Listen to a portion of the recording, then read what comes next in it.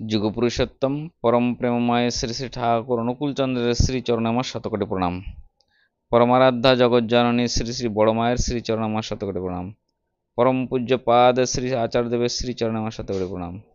Aubin দাদা সহ ঠাকুর পরিবারের সকলকে আমার শতকোটি প্রণাম।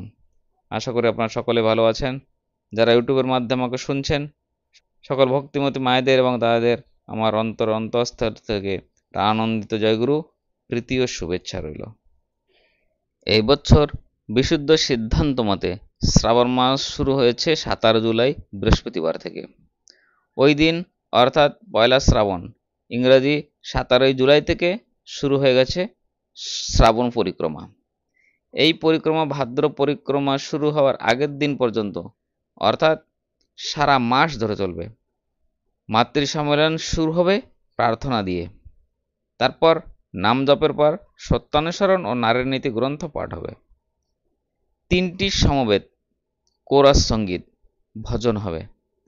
কোনো একক বা সিঙ্গল ভজন হবে না।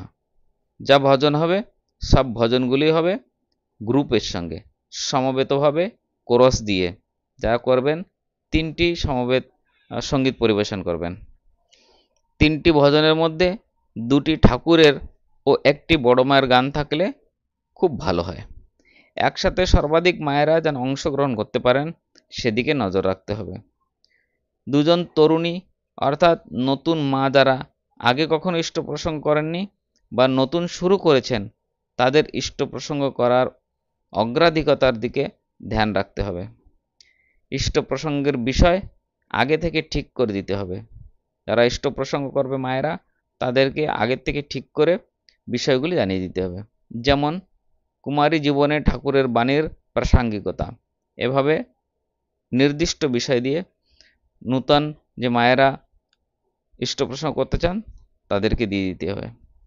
আগে থেকে নির্দিষ্ট মাকে বিষয় দিয়ে প্রস্তুতি নিতে বলতে হবে, যাতে অর্থপূর্ণ ও ঠাকুরের ভাবানুসারে আলোচনা হয়। নতুন এবং তরুণী মায়েদের যোগ্য করে তোলা এবং ঠাকুরের বই বেশি করে পড়ে বিষয়গুলি সম্পর্কে স্বচ্ছ ধারণা তৈরি করাও তা সকলের মধ্যে সঞ্চারিত করার উদ্দেশ্যে এই পদক্ষেপ নেওয়া।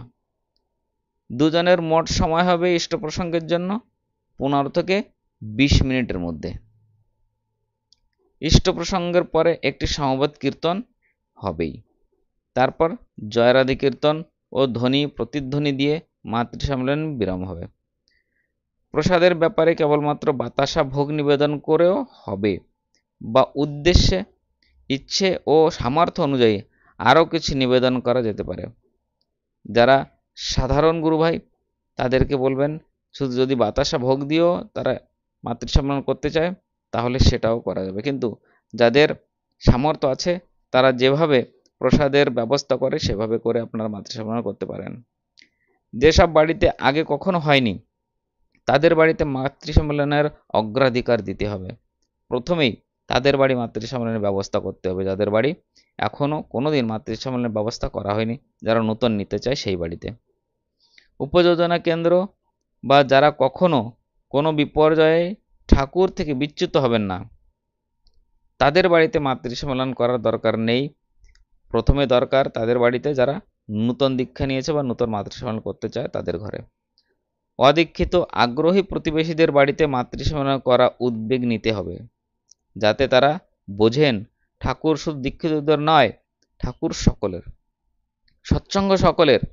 ঠাকুরের আসন, ফুলমালা, প্রসাদ সব ব্যবস্থা দীক্ষিত মায়েরা করে দেবেন। এটার দিকে আপনারাও বিশেষ লক্ষ্য রাখবেন। তাদের কাছে কিছু চাওয়া যাবে না, তারা আগ্রহী হয়ে দিতে চাইলে নেওয়া যাবে। মাতৃ সম্মেলনের পরে অবশ্যই ডিপি ওয়ার্কস করতেই হবে। মায়েদের ডিপি ওয়ার্কসের বিষয়ে আপনাদের বলার চেষ্টা করতে হবে। ডিপি ওয়ার্ক কী, কেন শুরু হয়েছে আর কোন উদ্দেশ্যে, এই কাজটাও মাতৃ সম্মেলনের পরে আপনাদের করতেই হবে। মায়েদের পরম উৎসবে শ্রাবণ পরিক্রমা। শ্রী শ্রী ঠাকুর, শ্রী শ্রী বড়মা, শ্রী শ্রী আচার্যদেবের পদানুসার করে এই শ্রাবণ পরিক্রমার উদ্দেশ্য সার্থক ও সফল হোক, এই প্রার্থনা জানাই। আপনারা সকলে ভালো থাকবেন, সুস্থ থাকবেন এবং এভাবেই ঠাকুরের কাজ করে যাবেন। সকলের মঙ্গল প্রার্থনা পরম প্রেমময় ঠাকুর অনুকূল চন্দ্রের শ্রীচরণে করে আজকের ইষ্ট প্রসঙ্গ এখানেই সমাপ্ত করছি। আবার দেখা হবে আর একটা সুন্দর ভিডিওর মাধ্যমে, সুন্দর বিষয়ের মাধ্যমে। আপনারা ভালো থাকুন, সুস্থ থাকুন। জয় গুরু, বন্দে পুরুষোত্তম।